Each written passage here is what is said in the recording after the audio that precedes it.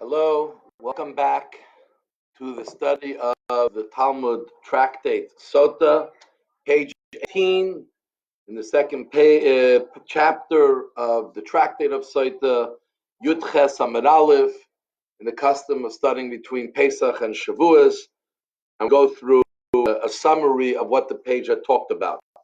So we're talking about writing the actual, what we call Megillah Sotah, the Megillah, the scroll of the Sotah that is written out, some parts of the Parsha, and then it's erased into the potion with water and dirt.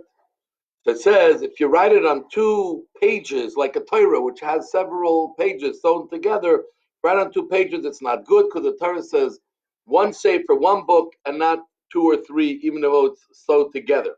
What happens if you wrote it one letter and you erased it? The next letter you erased it. You wrote out everything, all the verses you're supposed to write out, but you didn't write it all out and then erase. You wrote letter by letter and erased each letter before you wrote the next one. It's also not good, because it says the Kohen has to do this entire Torah, everything at once, and it cannot be letter by letter. Now the question was a very fascinating question. Here you find the Talmudic way of questioning and really trying to get to the core of what it's all about. So let's say there were 2 sotas there that they had to deal with, and you wrote 2 Megillas for 2 sotas separately. But then when you erased it into 1 cup. So the question is, each Megillah, each one was written for a specific woman, and that's correct. But you also need that when you erase it, it should be erased having that woman in mind, who you're erasing it for. And if you say that by erasing it, you need each one, so it's not good if you erase 2 separate ones in 1 cup and you give them to drink, but even the erasing has to be separate. What happens if you erased it in 2 cups, but then you mix the 2 cups together? So the writing was done for the woman, the erasing was done for the woman, but now it's just mixed together. So do you say they also need that each one has to drink exactly the one that was made for them, or because it was done everything correctly, even if it's mixed up, it's fine? And if you say that because it's mixed up, each one is not drinking their own, what happens if you then took that cup and you divide it back in half? Do you say now that you there's the idea of breira? Breira means that now it's you can separate it again, or there's no breira? The Gemara answers Teku. Teku means Tishbi Yitaretz Kushas Abai. Sometimes we don't know the answer. He says the Mashiach will come, Elyonavi will come and answer us all of these questions. So now Rav asked the question: what happens if she drank with the water, the potion, with a straw, like children? What happens if she drank it with a palm fiber, similar to a straw? Is that called drinking, or drinking has to be specifically drinking in a cup the way normal people drink? Again, Teku, we don't know what the answer is. We'll have to wait till Mashiach comes. What happens if you wrote out the parchment and you erase the parchment into the water, the ink on the parchment, but some of it spilled out, and the rest she drank? Is that good enough, or she's not allowed to drink it? Again, Teku, we don't know the answer. So Reb Zera said in the name of Rav that in the Parsha of Satan, the Torah, it says twice the word Shavua. She's given an oath. Why does it say twice? So the Gemara wants to say one is before the Megillah was erased, and one is after Megillah was erased. So Rav says it doesn't make sense, because both times the word Vishbia, and he gives her an oath, is written before the Megillah is erased. Before you erase it, that's when the oaths are taken. So Rav says one is referring to a shvuah, an oath that has no curse in it, and one is referring to an oath that has a curse in it. What does it mean? The Gemara wants to clarify an oath that has a curse with it. So it was said that I swear, I make you take an oath that Shaloi Nitmeis, you didn't become Tameh, you didn't have any affair with this man who we're accusing you. And if you did, then the water will come into you and will bring your death. So Rav says this is not an oath with a curse. There's an oath that I swear that make the oath that you didn't have anything to do with him, and then we say you should know that if you did, you're going to be cursed. It's 2 separate things. So Rav wants to say, we say like this, that I give you an oath that if you became tamei, the water will come into you and will bring your death. So Rav Ashi says that's only a curse. That's not an oath. So the way they said it, Rav Ashi says is, I give you an oath that you did not become tamei. You did not have anything to do with the person. And if you became tamei, not but if you became tamei, this is what will happen. And if you became tamei, this water will go into you and will bring your death. So here we're talking to the woman. We're not talking about the oath, the curse. We're talking to the woman that if you became tamei, this curse will happen to you. So a new Mishnah.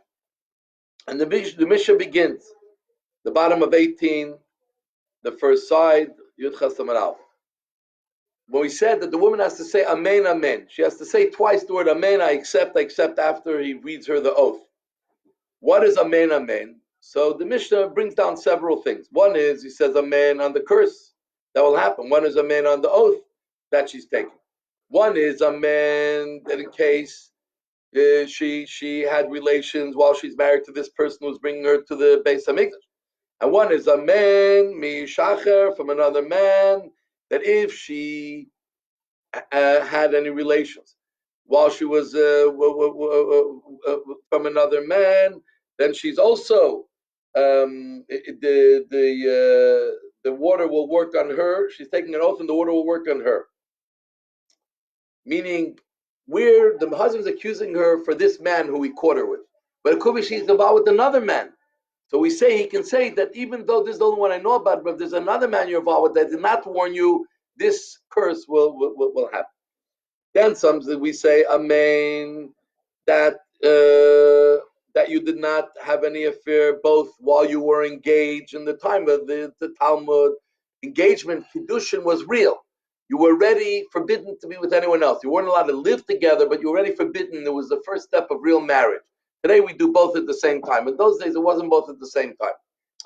So you say you did Amen that you didn't do it when you were engaged, and Amen that while you're married, and Amen that you didn't do it if you're a woman who was married to a man that he died without children, and now you were married to his brother, so you're under the category of yavam, a levirate marriage, and in that levirate marriage, you say that you did not have any affair while you're married to this new brother, but also while you were waiting to get married to him. So even though you're not yet married to him, but it's as if you were the same level of engagement to marriage. Then we say Amen that I did not have any affair, and Amen that if I did have an affair, that this will bring me my death. So that's why we say two amens for different things that are going on. And from here we learn the concept of Gilgul Shvua. Gilgul Shvua means that sometimes we give an oath for a situation in front of us, but sometimes we want an oath to be taken, but there's nothing that the oath, there's no cause to give the oath. You can't just accuse someone and say, take an oath. But if we're ready, bring the person in, we can roll over and say, we'll give you another oath once you're taking an oath about something related. So this is where we learn the idea of Gilgul Shvua that can happen. Reb Meir says that you say Amen, Amen, Amen that I did not have an affair, and Amen that even further in our marriage, later on, I will not have an affair as well either. And everyone agrees that even Reb Meir said you can warn her now for a future event in this marriage, that you cannot roll over a secondary oath to say, how did you behave before we were engaged or had Kiddushin, and after we get divorced? Because then she's not forbidden to you. You can only roll over an oath at a period of time when she's forbidden to you, but not when she's not forbidden to you. Now let's say she hid with someone and she became while she was married to a person, and she became Tamei.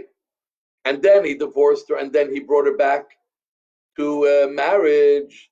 He cannot tell her that while we were divorced, I'm warning you, I want to roll over an oath while you were divorced. Because at that time, Zak Cloud, the general rule is you're only able to bring in an oath as a rollover for something that she would have been forbidden. A relationship should be forbidden, but just to find out if she ever had an affair with the person while she was not married to you, she was not forbidden, you have no right over that. So now the Gemara expounds on some of the things we learned. So it says like this: Rabbi Nuna says that Shemeres Yavam, the statement he makes a statement that a woman whose husband died without children and she's waiting to get married to one of the brothers, that if while she was waiting to get married she had a relation with someone else, she's not allowed to get married to the brother. How do we know that? He wants to bring a proof from our Mishnah. Because our Mishnah says that amen, one of the mains is that she didn't have any relations while she was waiting to get married to the brother of her late husband. So if you say that if she does have relations, she's forbidden to get married to the brother of her late husband, that's why he can warn her. Or he can roll over the add to the oath that part.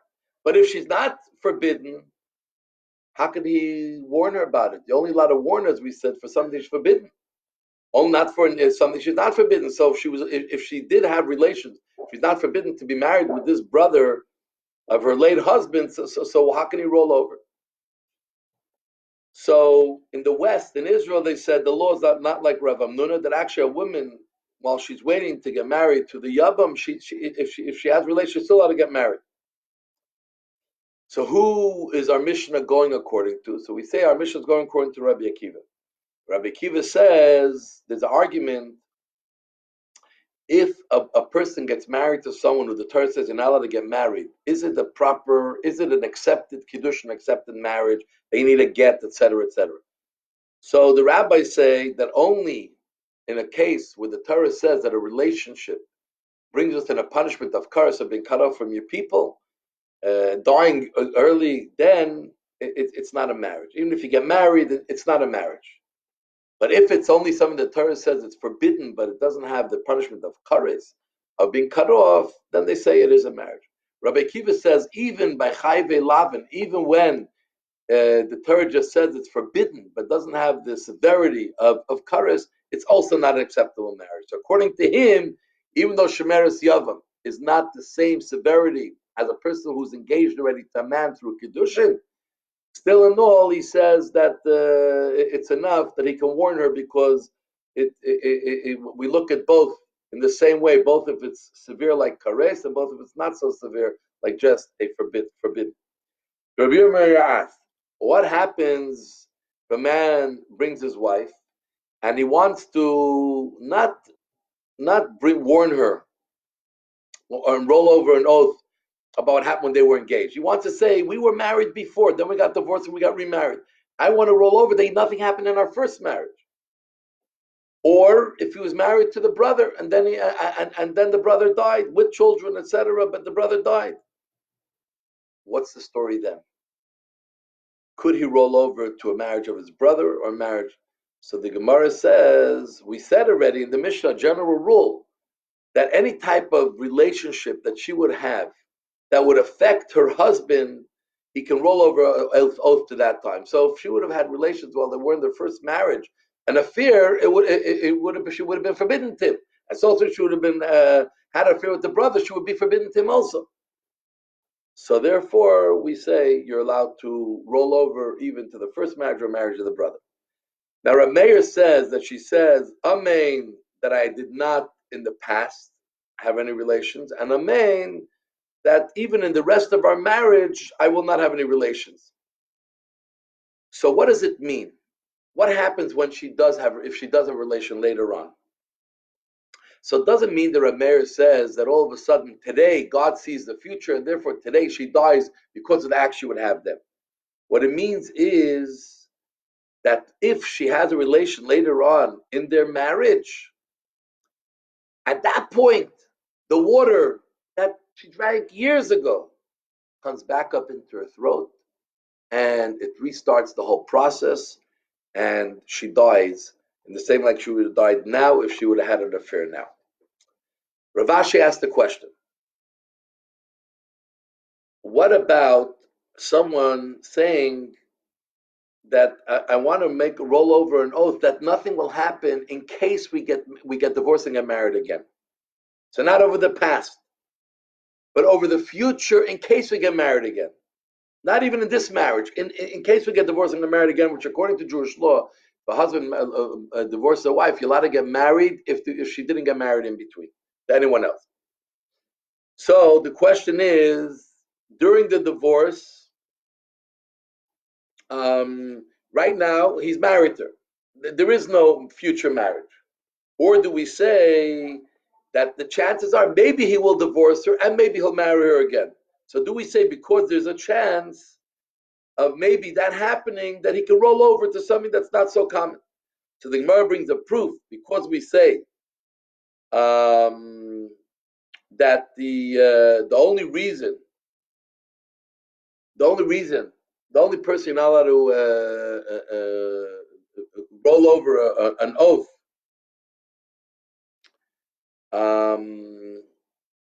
is because at that point they're not forbidden to you. But if she will be forbidden to him, then even though it's an unusual case, he can roll over and say that if we get married, divorced, and married again, I'll roll over. And at that point, like Omer says, you will be given the punishment with the water at that point. So the rabbis learned like this. It says, Zois Teres Akdois. It says, this is the laws of anyone who is warning their wife for being careful not to be with the person. So we learn from here, why does it say in plural, that a woman could be brought to drink several times. It's not like you brought to drink once you found pure innocent, you never brought back to drink again. You could be brought back many times. Rabbi Yehuda says no. It says Zois. Zois means to exclude, only that a woman can only be brought to drink once. Once she goes to drink once and she comes out free, you can never, even if there's a situation and she was suspect and there were witnesses, you can never bring back to drink. And Rabbi Yehuda says there was a story that they told us that the Nechunya Ben Akana, who used to dig pits and fill with water so that people used to come to Jerusalem for the holidays, would have plenty of water for them and their sheep, etc., that he said that a woman could drink and drink again, but we qualified it and said that is only with two people, not with one person. You can't be with the same husband and the same person, the suspect, to come back twice. We're talking about two people, you can drink. The rabbis say that a woman does not drink again. So there's sort of three opinions. Meaning the rabbis say that even with two people, you also don't drink. So we have sort of three opinions. So the question is, we say the two words, Zois, this is, which is to exclude only one. Tairas is to include more, plural. So the one who says that a woman could go drink again, but it says Zois to exclude anymore. The one who says she can't, it says Tairas. So here the Gemara qualifies in a very fascinating way. And Rava says like this: with the same husband and the same suspected man that she had relations with, if she drinks once, she can never drink again. Once you take her for this person, you never drink again. Because it says Zois to exclude that this type of situation. When there are two different husbands, another marriage, and two different suspected people, everyone agrees she can drink again and again. Every time it's a different man that she's married to, and it's a different person that we are worried that we're suspect, she'll drink again because it says Tairas to include others. The argument exists when it's one man, when it's one husband and two different men that she's suspect of, or it's two husbands but the same suspect. So here we have the three opinions. The Tanakama, the first opinion, Mishnah holds that Torah means to include all. That both of those cases, one husband and two suspects, two husbands, different husbands, at different times, and one suspect, they're all included. Rabban and Basroi, the rabbis, are of the opinion Zois says they're all excluded. She never drinks again. Only when it's two husbands and two suspects. Rabbi Yehuda says that Zois excludes two situations, Tairas includes two. So what are the two we include? So if it's one husband and one suspect, if it's one husband and two suspects, those don't include. But under one husband, she can never drink twice. But Torah says if it's two husbands and two suspects, so even if it's two husbands and the same suspect, and both husbands, according to him, you do drink twice. And this is the end actually of the second chapter and today's learning of page 18. Yud Ches of Sotah. Have a great day.